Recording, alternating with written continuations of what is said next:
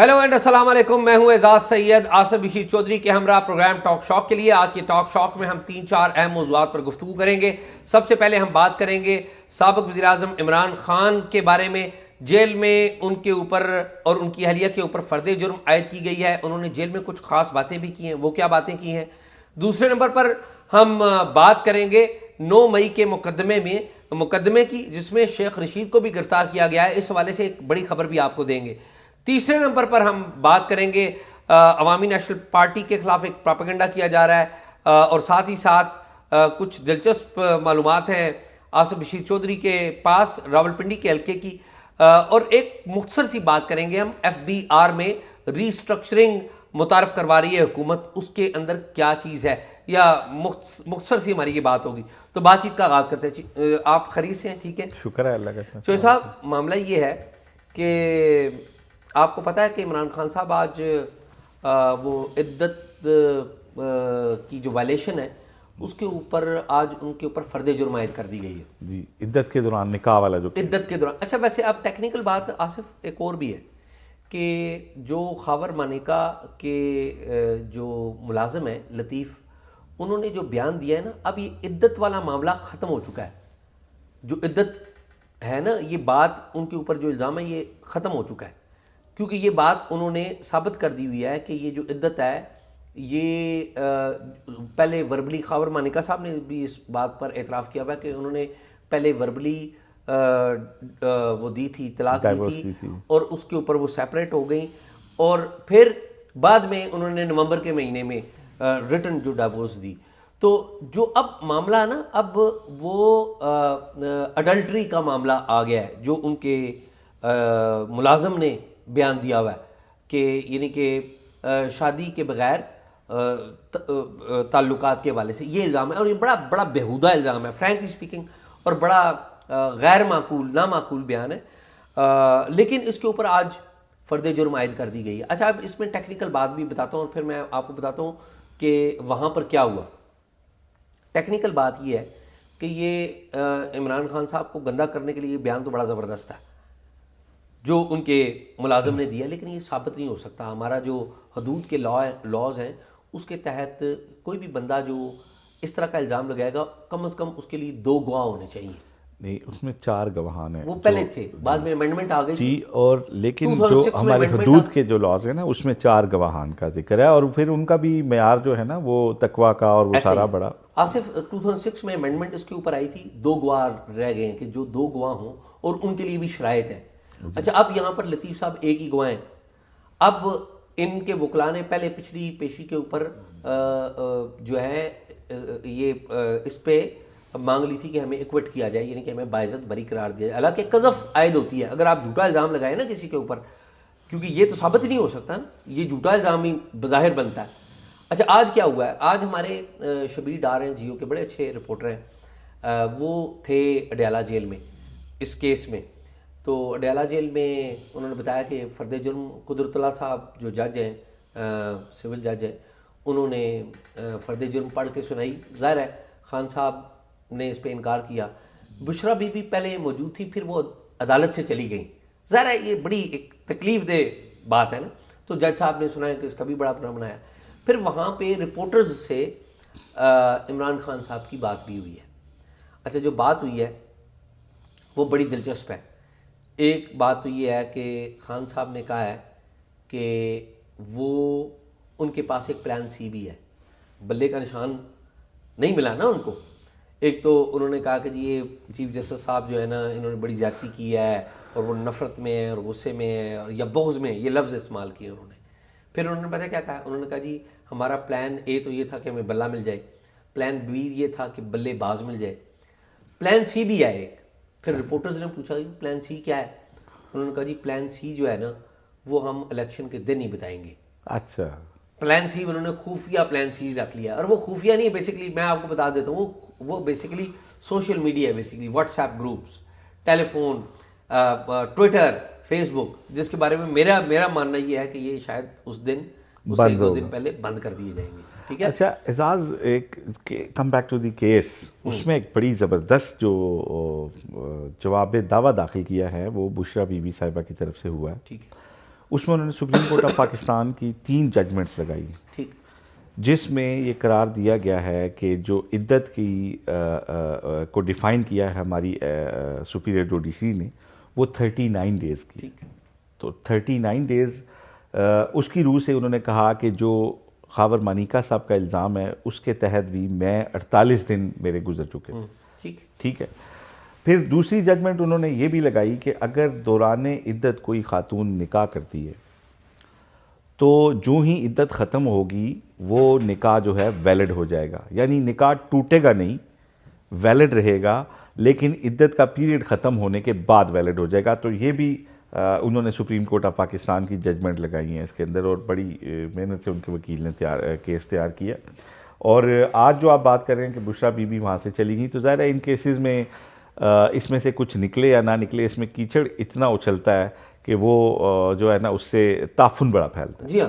तो शायद वो कानूनी प्रोसीजर नहीं जानती होंगी कि फ़र्द जुर्म जब लगता है तो उस वक्त हाज़िरी ज़रूरी होती है, और कोर्ट से आप जा नहीं सकते जब तक कोर्ट एडजर्न ना हो जाए या आपकी वो इजाज़त ना दी जाए। या फिर ये होता है कि अगर आप असालतन पेश नहीं हो रहे या फ़र्द जुर्म से गुजर चुका है और आप ज़मानत पे हैं तो आप कोर्ट से जा सकते हैं। लेकिन शायद वो इसी वजह से गई होंगी कि वहाँ का जो भी माहौल होगा उसमें वो उनके लिए बहुत मुश्किल हो रहा होगा। लेकिन इमरान खान साहब की जो गुफ्तगू है वो बड़ी है। मैं आज उनसे ये भी पूछा गया कि आप बताएं, आप तो मुज़ाकरात करने चाहिए थे आपको, तो आपने मुज़ाकरात क्यों नहीं किए? 2 सूबों में आपकी हुकूमत थी। तो इमरान खान साहब ने कहा कि जी देखें, मैंने जनरल बाजवा से ऐवान सदर में 2 दफ़ा मुज़ाकरात किए हैं, और जनरल बाजवा ने मुझे कहा बकौल इमरान खान के कि तुम ना साइफ़र पे चुप हो जाओ, अच्छे बच्चे बनो तो तुम्हें हम हुकूमत दे देंगे, ठीक है, तुम्हें कुछ ना कुछ दे देंगे। कोई इस तरह की बात की। एक बात हुई है। दूसरी बात यह है कि 9 मई के ऊपर भी बात हुई है। 9 मई के ऊपर किसी ने उनसे सवाल किया कि जी 9 मई के वाले से कि आपने तो फ़ौजी अमलाक पर हमला किया।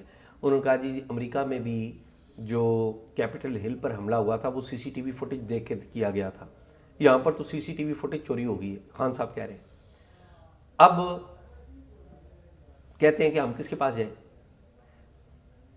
पहली बात तो यह है कि आपने आज तक इस बात को कंडेम किया है कि ये गलत काम है, ये नहीं करना चाहिए था। मुझे याद है 10 मई को मेरी खान साहब से मुलाकात हुई थी इस्लामाबाद हाई कोर्ट में, तो वो तो इसको कंडेम भी नहीं कर रहे थे। वो कह रहे थे कि इसी तरह ही होगा, मुझे दोबारा गिरफ्तार करें इसी तरह ही होगा एट दैट टाइम। खैर 9 मई के वाले से उन्होंने ये बात कही है। उन्होंने शबीर डार से भी मेरी बात हुई थी। शबीर डार मुझे बता रहे थे आज खान साहब परेशान लग रहे हैं। अब मुझे नहीं पता ये चेहरे से उनको लग रहे हैं। कल तो आपको पता है शाह महमूद कुरैशी साहब, उनको उनकी बहन के शौहर की आखिरी रस्मात में शिरकत की इजाज़त नहीं मिली, वो बेचारे आबदीदा भी अदालत में हो गए थे। लेकिन आज 9 मई के वाले से हुई है। लेकिन आप मुझे ना दूसरी बात बताएं ना, मुझे 9 मई के वाले से ये बताएं कि वो शेख रशीद साहब गिरफ्तार हुए हैं, वो क्या कहानी है? जी, शेख रशीद साहब भी गिरफ़्तार हुए हैं। और 9 मई की ये जो पिछली आप बात कर रहे थे ना शाह महमूद कुरैशी साहब की, एजाज़ देखें यहाँ पे हमारे साबिक़ वज़ीर आज़म को अपनी शरीक हयात के उसमें इजाज़त नहीं मिली थी देखने के लिए जाने की, ठीक है, तो ये हमारी बड़ी तल्ख़ हिस्ट्री है। लेकिन दूसरी तरफ ये रियायतें आम आदमी को भी नहीं मिलती, तो बस ये अजीब है। या तो फिर स्ट्रीमलाइन करें सियासतदान जब आते हैं हुकूमतों में, तो एक SOPs बनाएं कि अगर आम आदमी के तौर पे उन्हें ट्रीट किया जाए तो उनके राइट्स प्रोटेक्टेड हो।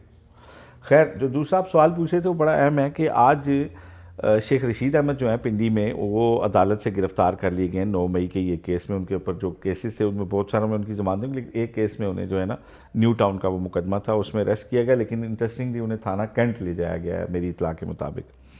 तो हमारे कोई दोस्त थे वो बता रहे थे कि उनको जो है हमने एक कंबल, एक रज़ाई और बाकी सामान दिया, और सिगार भी दिए उन्हें कि उनको काम आएंगे अंडर कस्टडी। तो उनके हल्के की बड़ी दिलचस्प सूरत हाल है। एजाज़ आपको पता है कि पिंडी के जो शहर के जो 2 हल्के हैं वो 56 57 है, और पहले शेख साहब ने दोनों पे पेपर जमा कराए थे, फिर एक से वापस ले लिया। अब एक में वो खुद लड़ रहे हैं, एक में उनके भतीजे लड़ रहे हैं, राशिद शफीक। तो शेख रशीद साहब को बहुत तवक्को थी कि PTI उनकी सपोर्ट करेगी। पिछली दफ़ा भी इमरान खान साहब ने उन्हें सपोर्ट किया था, और उसके बाद फिर वो वज़ीर दाखिला भी रहे उस हुकूमत के। लेकिन अब इंटरेस्टिंगली PTI ने इन दोनों हलकों में अपने कैंडिडेट्स दिए। तो शेख रशीद अहमद जो थे वो काफ़ी डिसअपॉइंटेड थे, और उनका इलेक्शन ये इनफरादी हैसियत में जीतना खासा मुश्किल इस लिहाज से है कि आप देखें कि आपको ना कम से कम मिनिमम 1 लाख वोट चाहिए किसी भी हल्के में जीतने के लिए। तो खान साहब वो अकेले इतना वोट उनका है नहीं अवामी मुस्लिम लीग का, तो वो कोशिश कर रहे थे कि उनको हेल्प मिल जाए। और अब जो वो वोटर्स को अट्रैक्ट कर रहे थे वो पीटीआई के वोटर्स को अट्रैक्ट कर रहे थे।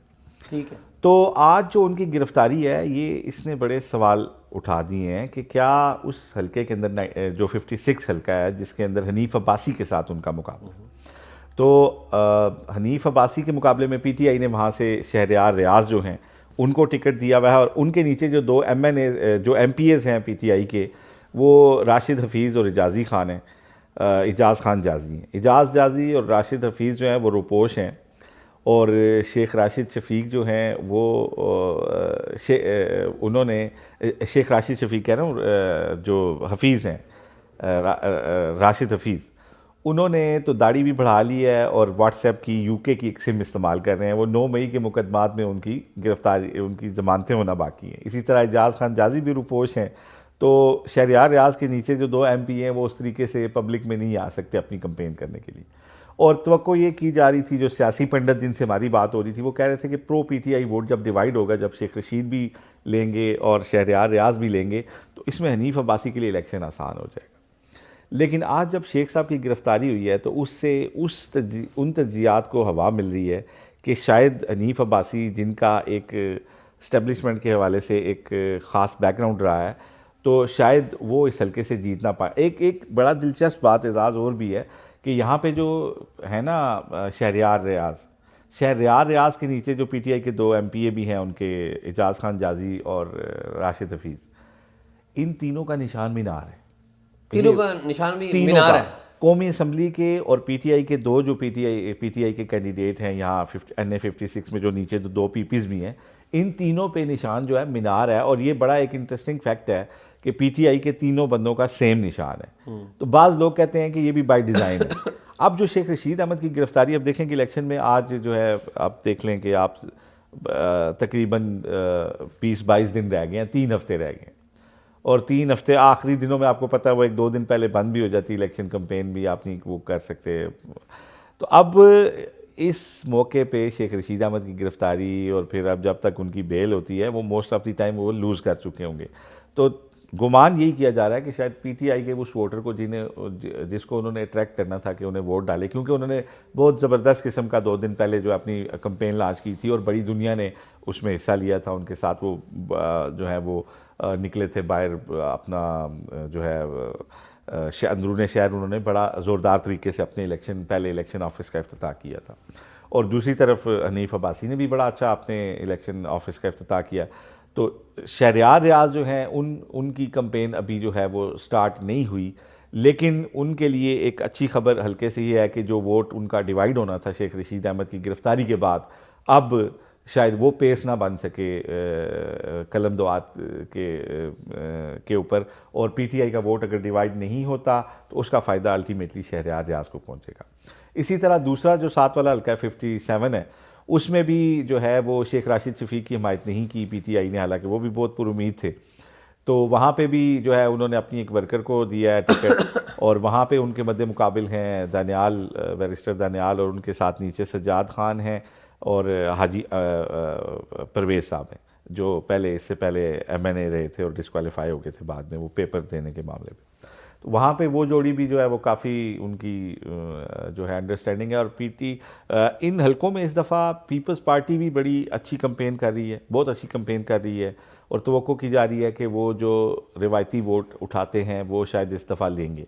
उसके अलावा जो हैं इमरान शफीक एडवोकेट जो हैं वो भी 56 में जमात इस्लामी के कैंडिडेट हैं और नैब के साबिक स्पेशल प्रोसिक्यूटर भी रहे हैं, वो भी बड़ी अच्छी कंपेन चला रहे हैं। तो सियासी पंडितों का ये ख्याल था कि अगर anti Nawaz Sharif vote divide रहेगा तो उसमें नून लीग के कैंडिडेट्स के लिए, क्योंकि पिंडी के अंदर मुकाबला काफ़ी टफ है पीटीआई और नून लीग के लिए, के दरमियान। तो उधर चौधरी निसार का हल्के की बताए ना वो। जी, चौधरी निसार साहब भी इसी तरह सेम कंडीशन थी कि वो भी एक्सपेक्ट कर रहे थे कि पीटीआई जो है यहाँ पे जो है वो कैंडिडेट नहीं देगी और वो नून के कैंडिडेट से लड़ेंगे, और इस सूरत में वाकई वहाँ पे भी टफ हो जाना था, जिस तरह शेख रशीद साहब के हल्कों में बड़ा कांटेदार मुकाबला हो जाना था, इसी तरह चौधरी निसार साहब के लिए भी हो जाना था। लेकिन एजाज़ वहाँ पे भी पीटीआई ने अपने कैंडिडेट जो दिए हैं। तो अब एक बात इसमें यह है कि पीटीआई शायद ये समझ चुकी है, और पीटीआई ने बतौर जमात अच्छे डिसीजन लिए हैं कि वो अपने कैंडिडेट सामने ला रही हैं कि अगर इसे वो शायद ये समझ रहे हैं कि ये अब उनकी बारी नहीं है, तो वो अगले किसी इलेक्शन के लिए अपने कैंडिडेट्स को प्रिपेयर करें, और एज जमात ही उनके डिसीजन ठीक है कि वो अपने लोगों को सामने लाएं। लेकिन वहाँ पे अब इंफरादी हैसियत में, क्योंकि इलेक्शन जीतना जो है जनरल इलेक्शन क्योंकि सिंबल्स पे जाता है और बड़ी जमातों की तरफ लोगों की वो होती है, तो अब चौधरी निसार साहब के लिए भी वो इलेक्शन जो है वो टफ हो गया, क्योंकि उसमें एंटी नून वोट जो होगा वो डिवाइड होगा। जो पीटीआई की सिम्पथी का वोट उन्हें पड़ना था वो भी शायद अब नहीं पड़ेगा, क्योंकि अपने कैंडिडेट हैं पीटीआई के। और इसी तरह जहाँ पे नून ने हल्का खाली छोड़ा है गुलाम सरवर खान वाला, वहाँ पे पीटीआई के भी कैंडिडेट हैं और चौधरी निसार भी हैं। तो अब ये सारी जो सूरत हाल है इसमें आज़ाद उम्मीदवारों के लिए काफ़ी जो है वो मुश्किल हो गई है। तो एजाज़ आप ये बताएं कि इंतखाबी सिंबल्स के हवाले से क्या स्टोरीज हैं, वो बड़े सुना है कोई? नहीं, वो इंतखाबी सिंबल तो हम बाद में डिस्कस करेंगे, हमने तो अवामी नेशनल पार्टी आज डिस्कस करना। जी जी जी जी। तो एजाज़ आपने भी ये कहा ना कि जिस तरह इमरान खान जो है उन्होंने कहा कि चीफ जस्टिस ने बुग़्ज़ में फ़ैसला किया है और कॉन्स्पिरेसी है हमारे ख़िलाफ़ तो उन्होंने ये नहीं बताया कि 4 साल तक उन्हें किसने रोके रखा, कि 4 साल से उन्होंने इलेक्शन नहीं कराया। और एएनपी की जो बात पीटीआई करती है, ज़रा उस हवाले से आप वजाहत कर दें कि उनकी कानूनी पोजीशन क्या है। असल में हुआ ये ना कि जो चीफ जस्टिस ने फैसला दिया ना सुप्रीम कोर्ट के काजी फैज़ ईसा ने कि पीटीआई को बल्ले का निशान नहीं मिला, ठीक है, उसके बाद में बाज़ हमारे जर्नलिस्ट भी हैं, बाज़ कोई एंकर भी हैं, वो या ट्विटर के ऊपर बात ट्रोल भी हैं, जिन्होंने ये एक कैंपेन चलाई है कि जिस तरह एएनपी ने इलेक्शन नहीं करवाए मगर उनको उनका इंतखाबी निशान दिया गया है।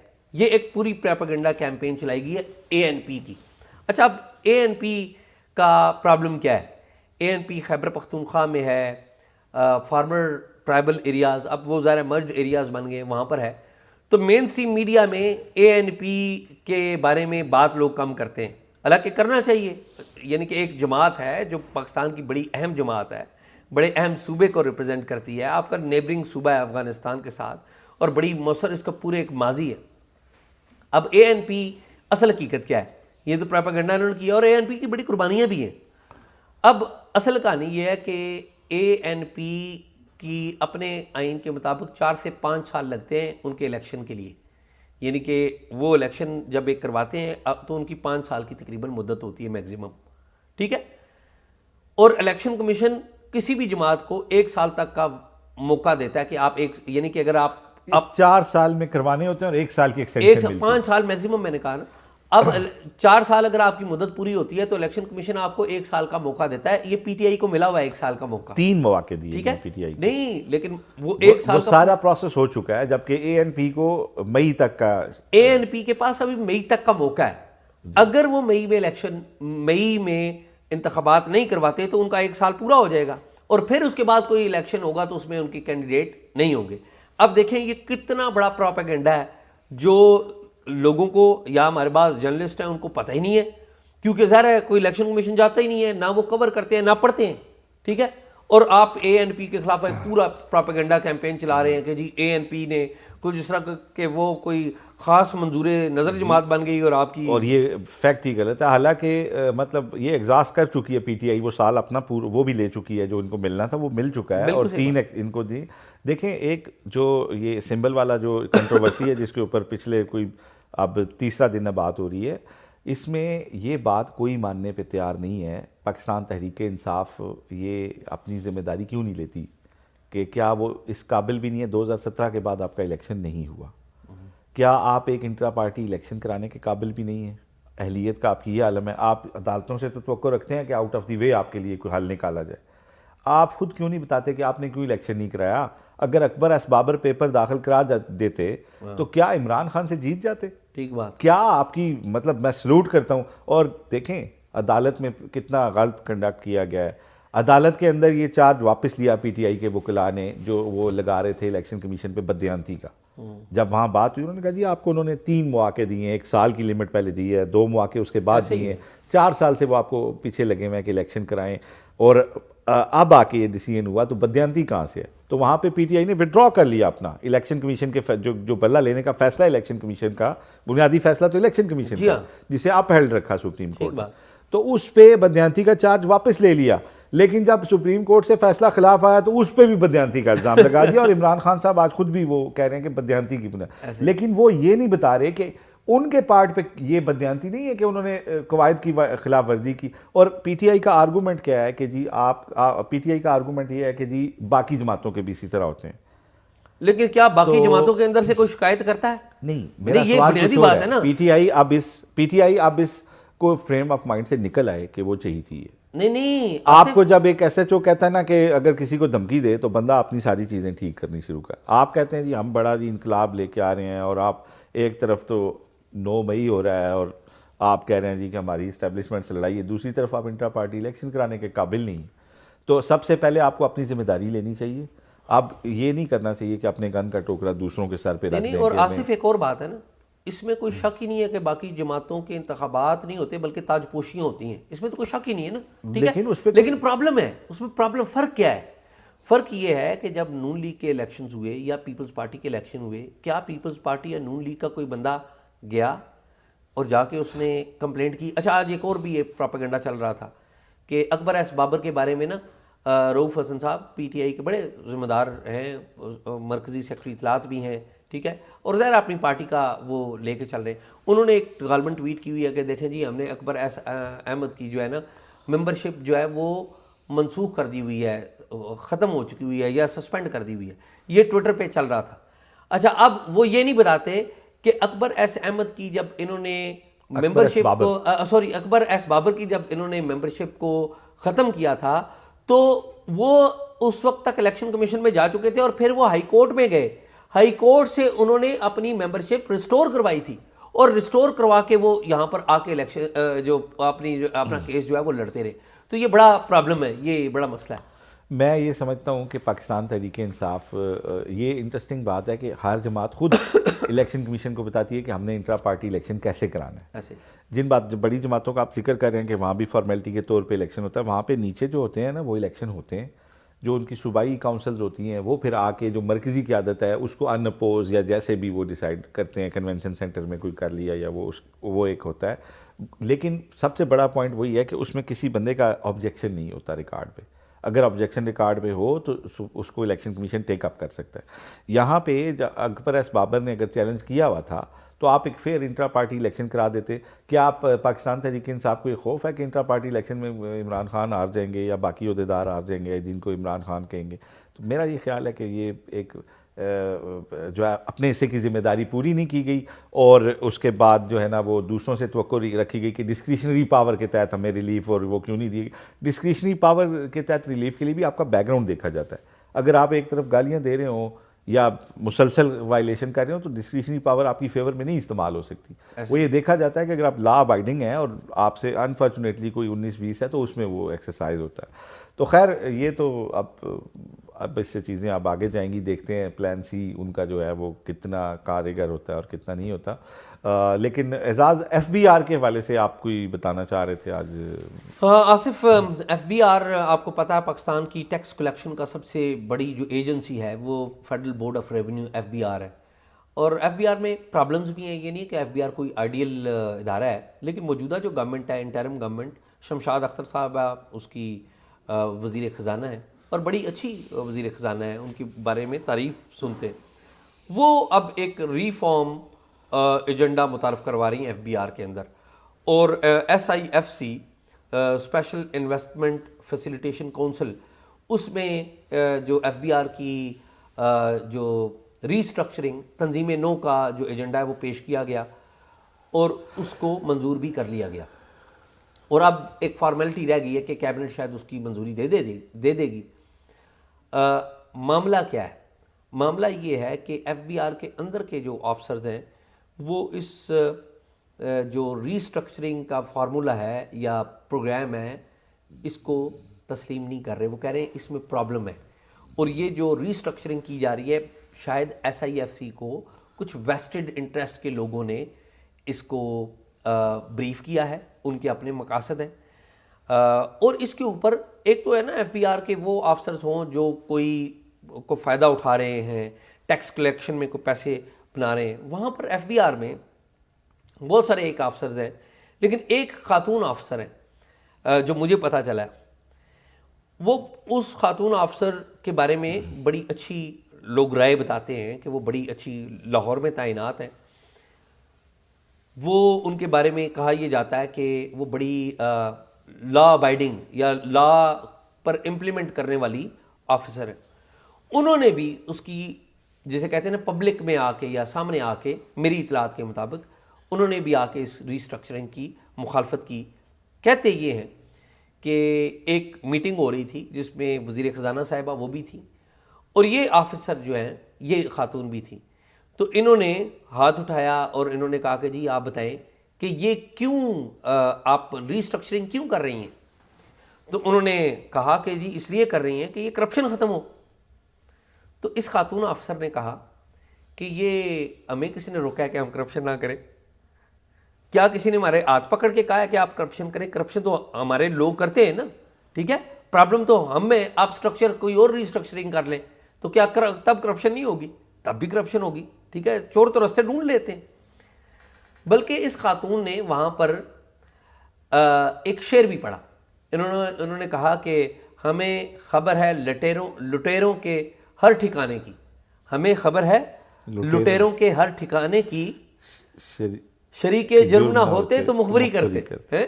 तो ये खातून ने बड़ा उसके ऊपर किया। लेकिन अब आप आगे बढ़ गए और आप सुन के हैरान होंगे ये खातून कौन है। मेरी इतलात के मुताबिक ये खातून अफसर कस्टम्स की FBR में तैनात रुबाब सिकंदर साहिबा हैं। और रुबाब सिकंदर साहिबा कौन है? यानी कि ये फ्रंट पे आने वाली वो वाहिद हैं। बाकी लोग तो, मैंने तो सुना है इसके ऊपर कोई पिटीशन भी दायर करने जा रहे हैं, क्योंकि ये इंटरिम गवर्नमेंट ये काम नहीं कर सकती ना। तो एक ये भी है, ज़ाहिर निगरान हुकूमत है। निगरान हुकूमत जो ऑलरेडी इनिशिएटेड चीज़ें हैं उनके ऊपर तो कर सकती है, लेकिन नया काम नहीं कर सकते, ठीक है। तो एक कॉम्पिटिशन भी होने जा रही है। और ये रुबाब सिकंदर साहिबा जो है, ये जो एक्सक्यूज़ मी, ये जो आपके chief election commissioner Sikandar Sultan Raja, ये उनकी अली है। अच्छा, ये उनकी अली है। अच्छा, कस्टम ऑफिसर और शेर तो आपने सुनाया तो हमें परवीन शाकिर याद आ गई। कस्टम ऑफिसर थी और शायरा भी थी, बड़ी कमाल की। ये सवाल बहरहाल एजाज वैलिड है कि निगरान हुकूमत जो है वो अगर उसके दौर में स्ट्रक्चरिंग होगी, रीस्ट्रक्चरिंग होगी, तो उसके ऊपर सवाल तो बहरहाल उठेंगे कि इंटरिम हुकूमत का मैंडेट होता है डे टू डे अफेयर्स को देखना। और FBR क्योंकि बड़ा ही हमारा एक प्राइमरी एक बहुत बड़ा इदारा है जो रेवेन्यू कलेक्ट करता है तो मुल्क चलता है। और उसके अंदर नो डाउट कि बहुत शदीद ज़रूरत है रीस्ट्रक्चरिंग की, उसके अंदर रिफॉर्म्स लाने की। हमारे यहाँ लोगों को टैक्स नोटिसेस ऐसे भेज दिए जाते हैं कि वो देख के ही हार्ट अटैक हो जाते हैं लोगों को, और वो समझ जाते हैं कि अब वो बिज़नेस नहीं कर सकते पाकिस्तान में जब तक वो FBR अगर उनके पीछे पड़ गया तो। और इसमें बड़ा डराया भी जाता है, और बाद इसमें फिर सरकार से ज़्यादा पैसे जो हैं वो लोग बना लेते हैं। ये बातें समाज में, ये समाज के अंदर फैक्ट्स हैं। मैं इस्लामाबाद के अंदर बहुत सारे ऐसे बिज़नेसमैनों को जानता हूँ जो कि पाकिस्तान में समझते हैं कि FBR एक सेहतमंदाना कारोबारी माहौल के बजाय लोगों को डराने और उसके धमकाने के ऊपर ज़्यादा यकीन रखता है। तो इसकी रिफॉर्म्स बिल्कुल होनी चाहिए, लेकिन क्योंकि इंटरिम हुकूमत जो है ना वो मुंतखब हुकूमत नहीं है, और ना ही लोगों की विल ऑफ द पीपल का वो उस तरह वो जवाब दें लोगों को या दोबारा वोट लेने हैं। मेरा ये ख्याल है कि रीस्ट्रक्चरिंग बहुत अच्छी चीज़ है, और ये इसमें ये ज़्यादा बेहतर हो जाएगी अगर इसको आने वाली मुंतखब हुकूमत तक के लिए। बिल्कुल सही बात। तो आसिफ बहरहाल में आजकल यही है। तो नाज़रीन, आपने हमारी गुफ्तगू सुनी, उम्मीद है आपको ये गुफ्तगू पसंद आई होगी। अगर आपको पसंद आई है या नहीं आई, दोनों सूरतों में आप कमेंट ज़रूर कीजिए। और अगर आपने हमसे बराह रास्त रब्ता करना है, कोई मालूमात देनी है, कोई एविडेंस देनी है, पर्टिकुलरली कोई एविडेंस देनी है, तो talkshock777@gmail.com पे दीजिए।